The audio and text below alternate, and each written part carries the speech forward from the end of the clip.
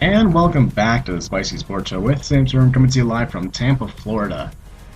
It's my third time in Tampa, and it's hot. And when I mean it's hot, I mean it's 97 degrees, and I think it's about mid to upper 80s, maybe 91 right now, outside. So to put that in perspective, that's really hot.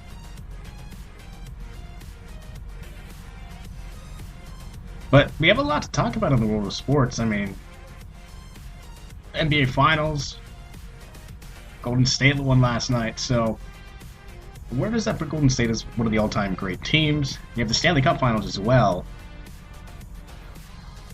which was a great matchup. And again, with Tampa being in the finals, it was interesting kind of seeing the atmosphere for a market that my perception changed of Tampa, at least the hockey fans in Tampa after staying down here during the Stanley Cup Finals.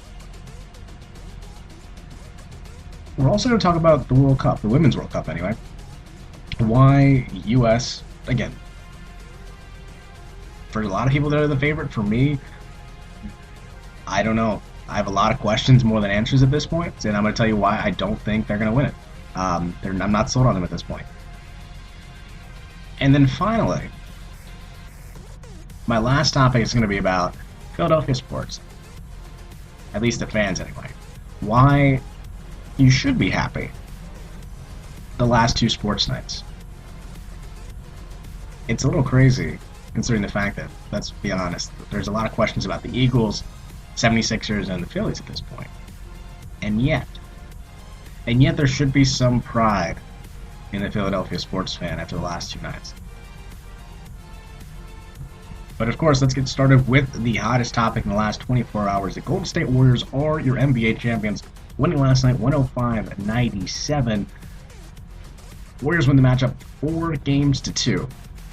And this is a series where, for the second time in these playoffs, Golden State was down 2-1 with a very decisive Game 4. And the Warriors, as you mentioned last week, had to win the game in order to stay alive. Because usually down 3-1, with the exception of the Rockets this postseason, it's really hard to come back from a 3-1 deficit, especially in the NBA Finals. And this Warriors team, and I mean team, is as resilient as any team I've seen in the postseason in the last couple of years. Especially for a team that is relatively young and, for the most part, inexperienced in these playoffs. But clearly that doesn't matter, as, again, they won 105-97 Game 6 last night. First championship for Golden State since 1975. 40 years in the making. And of course, who is the MVP of the NBA Finals? Andre Iguodala, a player who did not start a single regular season game this year. And that's a first in NBA history. He did not start a single game regular season. And then come Game 3, a change needed to be made. Steve Kerr, who is really set in his ways for the most part of these playoffs, told Andre Iguodala, get after it. And let's be honest, he went Iggy with it, and he just went off in this series.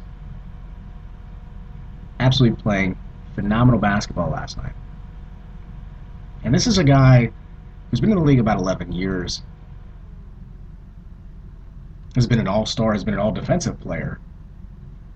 So he's done it all wherever he's been. And of course, Iguodala putting up 25 points last night along with Steph Curry. And LeBron, as great of a player as he is,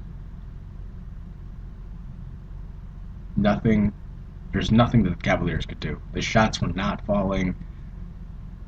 Iguodala playing phenomenal defense on LeBron. And that's a hard thing to say because LeBron is the best player in the world. There's no doubt about that. There was a lot of talk saying if the Warriors were to win, would LeBron James be the NBA Finals MVP?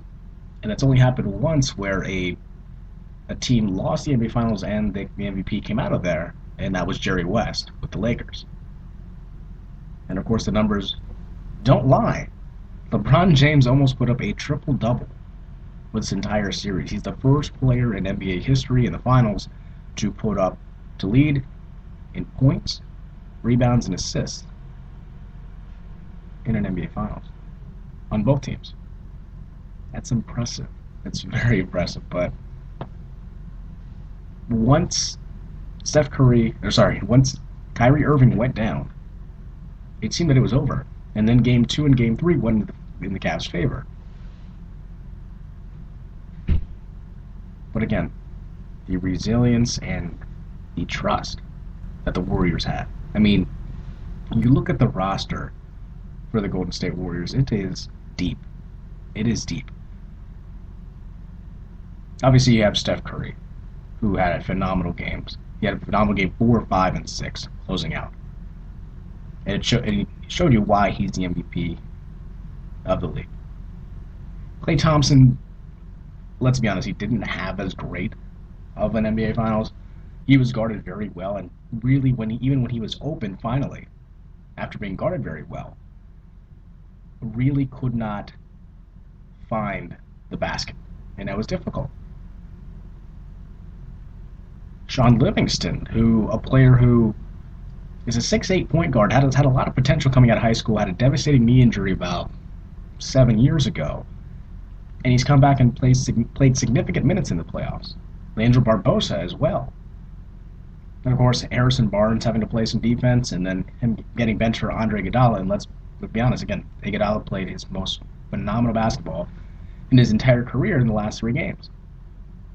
Andrew Bogut, a player number 1 overall 10 years ago, and has had his history of injuries, is playing great. Ezeli, when he gets minutes, and Draymond Green, who put up a triple-double last night.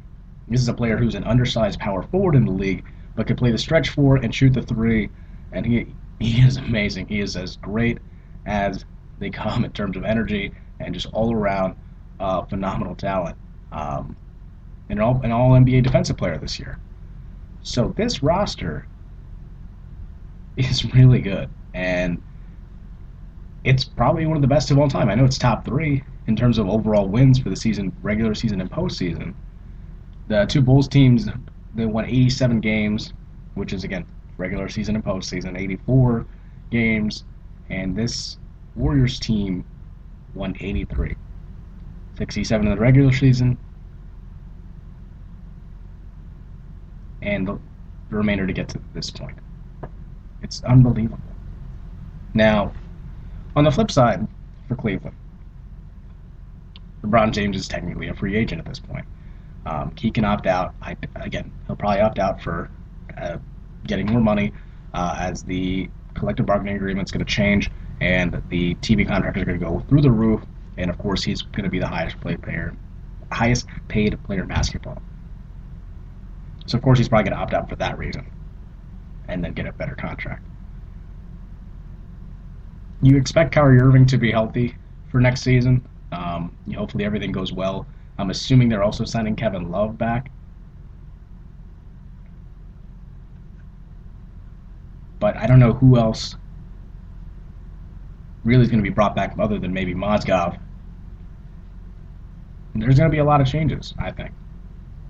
I think there may be a couple free agents away from winning it all next season. Vegas already has them as the favorite because, let's be honest, there really isn't anyone competitive in the Eastern Conference that can compete with the Cavaliers. Atlanta, they won 60 games this year, but you saw in the conference finals when it came up when the moment came up to do anything, to do something, they got swept. The Bulls, there's a lot of questions there. We'll see how Derrick Rose is next season health-wise. If he is as good as he was this past postseason and can get better and can build on that, maybe that's a team that can be dangerous, but they have a lot of free agents as well. What they need to work on is specifically Jimmy Butler, who can go to the Lakers. It looks like there's some shared interest between Jimmy and the Lakers. Toronto, who almost won 50 games, but now they want. It seems that they also want to blow up the roster. So we're going to see about that. The Wizards, maybe. Another year of John Wall and Bradley Beal in the backcourt. Probably the second or third best backcourt in basketball. But there's no definitive, this team is going to compete with the Cavs in the East. So that's probably why they're the favorite to get the conference finals. For the Warriors, again, great season. But it's the Western Conference that goes 8-10 deep. I mean, you look at the conference as a whole, it is top to bottom amazing.